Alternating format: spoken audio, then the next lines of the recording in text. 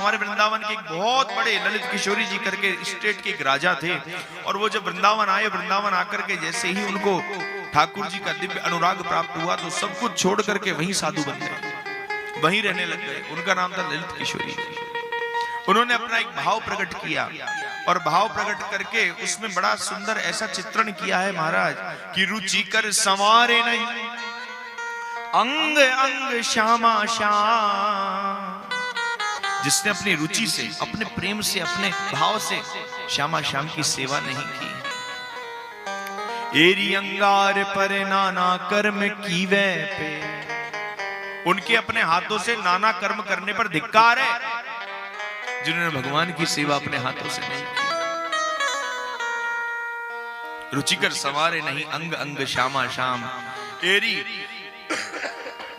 धिक्कार और नाना कर्म कीवे पे।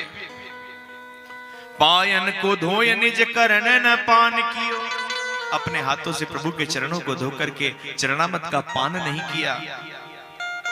एरी अंगार परे फुलवारी सुख लीवे पे, जिन्होंने अपने हाथों से चरणामृत का पान नहीं किया, उनका शीतल जल ठंडाई कोल्ड ड्रिंक पीने पर कोई औचित्य नहीं। और बिचरे ना वृंदावन कुंजन लतान तरे, गाज गिरे ऐसे फुलवारी सुख लीवे पे, जिन्होंने गिरिराज जी की परिक्रमा नहीं की, वृंदावन में कभी टहले नहीं, वृंदावन में कभी गए नहीं, तीर्थों में भगवान के गए नहीं, तो बोला उन्होंने क्या देखा? बोला हम गए मसूरी। मसूरी क्या करने गए थे? बोले फुलवारियों का सुख लेने, घाटियां कितने सुंदर है वो सब देखने गए थे।